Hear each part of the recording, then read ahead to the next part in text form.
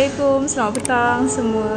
Okay, bersama saya lagi Christina dalam slot Sirah Time setiap petang. Okay, hari ni kita akan teruskan juga perkongsian pada petang ni walaupun kita lewat. Okay, jadi saya harap anda semua yang free boleh luangkan masa lah mendengar perkongsian saya petang ni. Okay, baik. Saya nak ingatkan kepada anda semua yang belum lagi like FB page kita, boleh pergi like FB page kita Arain Hijrah dan juga Nur Hafizah Saad. Okay, dan juga yang belum lagi subscribe YouTube kita, anda boleh pergi like, share, subscribe YouTube kita. Okay, untuk konten-konten yang menarik insyaAllah. Okay, jadi apa yang saya nak kongsikan adalah masih lagi berkenaan dengan sirah lah. Dan semestinya kita dah masuk pun bab kisah Nabi Adam alaihissalam. Dan saya akan kongsikan lebih banyak lagi insyaAllah berkenaan dengan Nabi Adam dan Siti Hawa. Okay, sebelum kita mulakan perkongsian pada petang ni, okay, kita baca doa dulu lah. Alright, Bismillahirrahmanirrahim. Alhamdulillahirrabbilalamin. Ar-Rahmanirrahim. Iyyaka na'budu wa iyyaka nasta'in. Ihdinas siratal mustaqim. Siratal ladzina an'amta 'alaihim ghairil maghdubi 'alaihim waladdallin. Bismillahirrahmanirrahim. Allahumma iftah 'alaina hikmataka wa anshur 'alaina min khaza'in rahmatika ya arhamar rahimin. Rabbi shrah li sadri wa yassir li amri wahlul 'uqdatam min lisani yafqahu qawli. Allahumma faqihna fid din wa 'allimna ta'wil. Amin. Okay, baik, alhamdulillah. Sama lagi perkongsian berkenaan dengan Nabi Adam alaihissalam. Dan apa topik kita hari ini adalah berkenaan dengan pencarian yang berakhir dengan pertemuan. Okay, tentang apa? Okay, macam sebelum ni, minggu lepas saya dah ceritakan berkenaan dengan Nabi Adam dan Siti Hawa dah dicampakkan ke bumi. Okay, dicampakkan berasingan. Jadi kita akan kongsikan hari ini berkenaan dengan pertemuan semulalah Nabi Adam alaihissalam serta Siti Hawa dan apa yang berlaku sepanjang mereka dipisahkan. Okey, baik. Jadi Nabi Adam alaihissalam diturunkan di Pulau Sri Lanka. Okey, Pulau Sri Lanka. Dan Nabi Adam alaihissalam, apa yang dilalui adalah Nabi Adam melalui dan perlu mengharungi hutan belantara di Pulau Sri Lanka tersebut dan lautan untuk ke tanah besar benua India. Okey, lautan yang ada di situ adalah lautan untuk ke tanah besar benua India. Okay, dan Nabi Adam ni, tinggi Nabi Adam adalah hampir mendekati pucuk pokok kelapa. Okay, dan hal itu menjadikan pulau-pulau di antara pulau Ceylon ke? Ejaan dia Ceylon. Saya tak tahu nak pronounce dia macam mana. Okay, tapi pulau Ceylon telah. Okay, dan dengan tanah besar benua India, Nabi Adam jadikan sebagai jambatan atau titian bagi kakinya. Okey, jadi sebab itu kalau anda tahu ada beberapa buah pulau di antara pulau Ceylon dan juga negara India, ada yang mereka namakan dengan titian Adam. Okey, kalau anda ada pergi search Google, insya-Allah boleh jumpa berkenaan dengan kisah tersebut. Jadi Nabi Adam alaihissalam dan Siti Hawa telah diusir dari syurga dan disebabkan penderhakaan. Kenapa saya punya tersasul hari ni minta maaf sangat. Okey, jadi lepas Siti Hawa dan Nabi Adam diusir daripada syurga disebabkan penderhakaan mereka, okey, kepada Allah Subhanahu Wa Taala. Okey, jadi bukan Nabi Adam sahaja dengan Siti Hawa yang diusir, malah siapa lagi yang terlibat yang saya kongsikan kisah sebelum ni. Siapa lagi yang terlibat adalah burung merak dan juga ular. Okay, jadi mereka antara yang terlibat dan menyebabkan syaitan boleh masuk ke dalam syurga. Okay, jadi mereka pun diusir juga dan dicampak ke bumi. Okay, dikeluarkan daripada syurga. Jadi Siti Hawa, di mana Siti Hawa jatuh adalah di negeri Arab, kawasan Judah. Dan Siti Hawa berjalan ke arah timur mencari suaminya. Okay, dan dengan susah payahnya mengharungi bumi tandus yang sangat hangat dengan pancaran uap-uap yang menggigit telapak kaki Siti Hawa. Jadi Siti Hawa pun merempuhlah kesusahan tersebut dengan hati yang terluka. Okay? Terluka atas 3 perkara, iaitu yang pertama adalah kerana dosanya memakan buah tersebut. Okay? Yang kedua adalah kerana dibuang daripada syurga Firdaus, dan yang ketiga adalah kerana berpisah oleh suaminya Nabi Adam alaihissalam. Okey, Okay, tiga-tiga perkara ni membuatkan Siti Hawa sangatlah terluka dan sedih lah. Kedua-duanya, Nabi Adam AS dan juga Siti Hawa berjalan dengan hati yang bimbang sambil berdoa kepada Allah SWT supaya mempertemukan mereka berdua seberapa cepat yang boleh dan membetulkan arah tuju mereka. Jadi mereka minta kepada Allah supaya perjalanan mereka tu akhirnya diakhiri dengan pertemuan di antara kedua-duanya. Jadi kedua-duanya pun lupa untuk buat seketika memohon ampun kepada Allah terhadap dosa mereka kerana memakan buah larangan tersebut. Sebab apa? Sebab mereka terlalu memikirkan pasangan mereka, iaitu Nabi Adam memikirkan Siti Hawa dan Siti Hawa terlalu memikirkan kepada Nabi Adam AS. Okay, jadi apa yang mereka fikirkan supaya mereka dipertemukan secepat mungkin lah. Jadi Allah SWT menghalakan hati mereka ke arah pasangan masing-masing. Dan Nabi Adam AS pada waktu tu terasa mahu berjalan ke arah barat, manakala Siti Hawa mahu berjalan ke arah timur. Masing-masing pun berjalan, Nabi Adam AS dan juga Siti Hawa, dan sambil berjalan tu mereka mengalirkan air mata sedih lah. Terlalu sedih kerana tiga perkara tersebut. Jadi ketika berjalan mencari pasangan masing-masing, mereka berdua saling memanggil nama, okay? Saling menyebutlah nama. Siti Hawa menyebut Nabi Adam, Nabi Adam menyebut nama Siti Hawa. Setelah merasai penat berjalan mencari pasangan masing-masing, okay? Akhirnya Allah SWT menemukan mereka berdua semula, okay? Di mana? Di sebuah tempat lapang yang luas, okay? Di manakah tempat tersebut? Tempat tersebut adalah di Mekah, yang mana sekarang ni kita panggil Arafah, okay? Jadi jumpa je Nabi Adam AS bersama Siti Hawa, mereka terus peluk, okay? Mereka terus peluk kerana gembira lah sebab dah bertemu semula, sambil menangis, okay? Sebab mereka sangat-sangatlah rindu, sebab diasingkan, dicampak ke bumi, berasingan dan kena cari balik pasangan. Bayangkan keadaan waktu itu dengan orang kata environment yang sangat panas dan sebagainya, okay? Kena berjalan jauh. Akhirnya bila berjumpa, Nabi Adam AS dan Siti Hawa terus berpelukan dan menangis kerana rindu.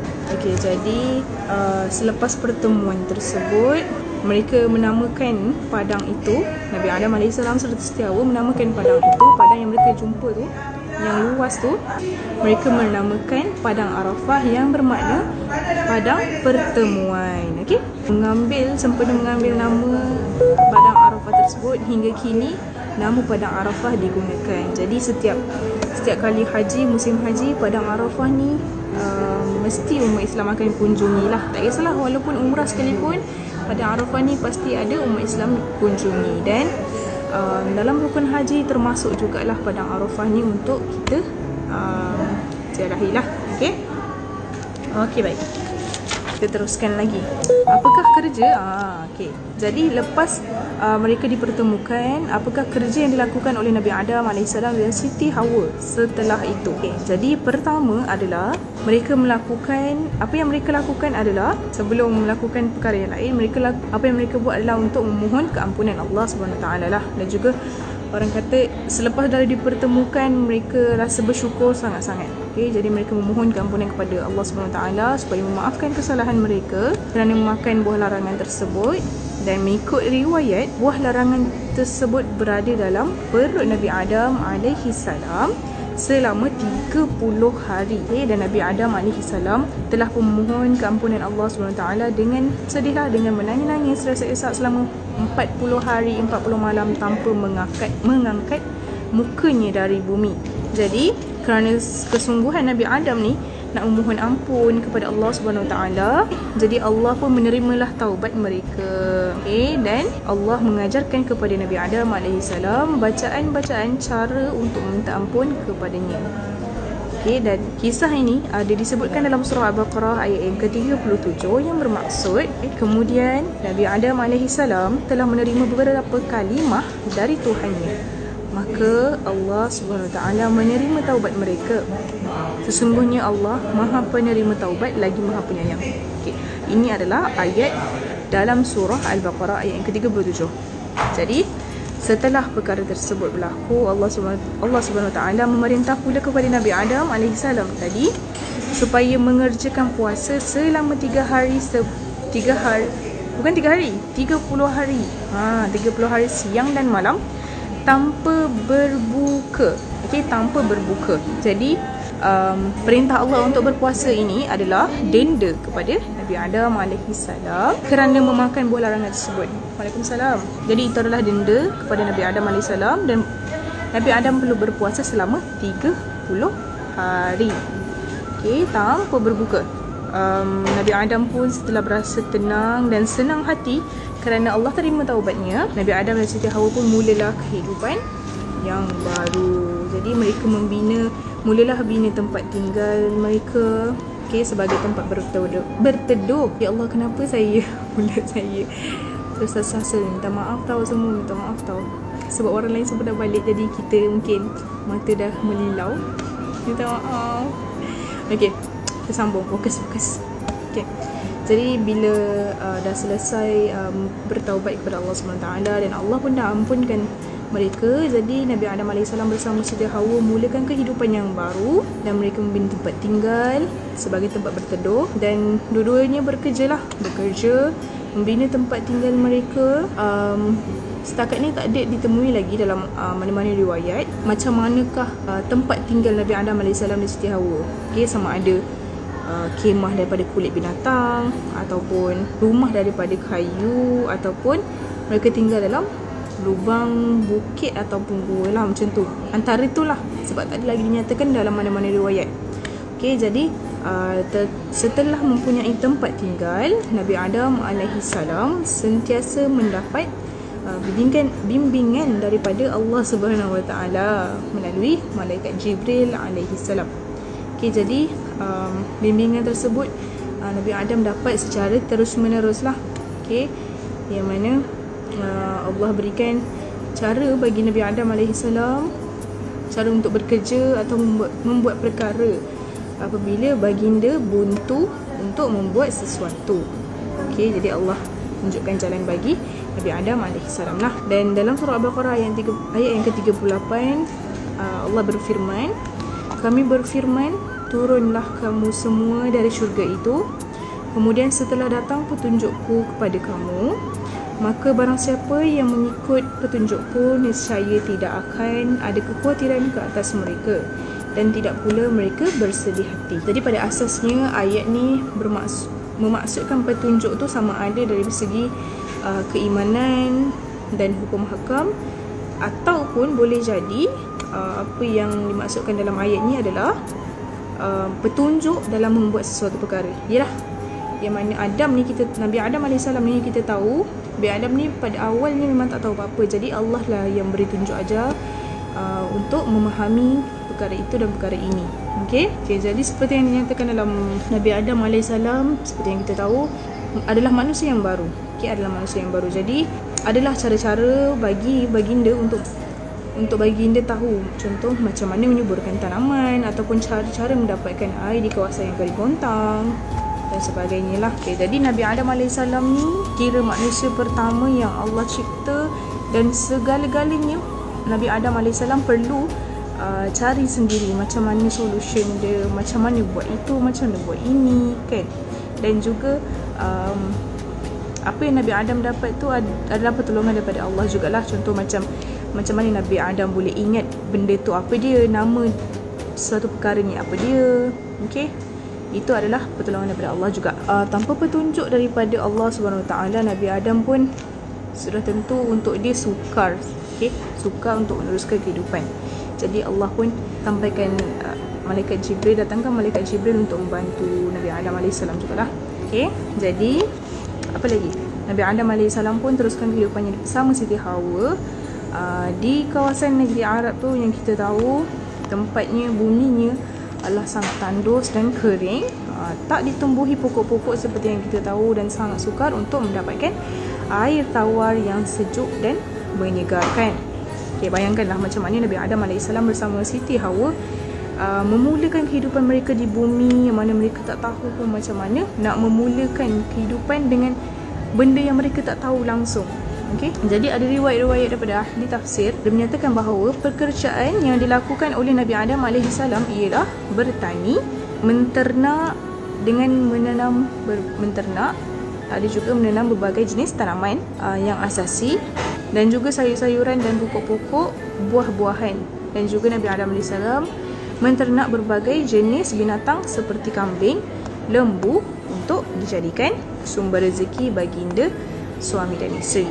Okey, Waalaikumsalam. Selamat petang Kak Julizana. Yang terakhir topik untuk petang ni. Okey, jadi kita akan kongsikan sikit lagi berkenaan dengan perubahan sifat-sifat Nabi Adam AS dan Siti Hawa. Okey, ada perkongsian menarik di sini yang saya nak kongsikan. Jadi anda boleh dengarlah. Jadi sejak Nabi Adam AS turun ke bumi, kita tak dapat nak pastikan sebenar-benarnya apa sifat. Kalau yang mengkaji tu pasti tahulah, tapi apa yang saya boleh kongsikan hari ini kita tak dapat nak pastikan apakah sifat-sifat Nabi Adam yang mula berubah sejak baginda diciptakan. Tapi yang jelas, apa yang saya boleh kongsikan, yang jelas rupa baginda tidak secantik ataupun tidak sekacak sewaktu pertama kali kejadian baginda. Okay, kiranya masa awal sekali kejadian baginda Nabi Adam AS ni, wajahnya sangatlah kacak. Okay, tapi setelah baginda melakukan ataupun makan buah larangan tersebut, wajahnya kira macam 2/5 kekacakan tu sudah pun hilang dari wajah baginda Nabi Adam AS lah. Okay, dan kekacakan dia tu dah kurang berbanding Nabi Yusuf AS. Begitulah apa yang berubah setelah Nabi Adam AS.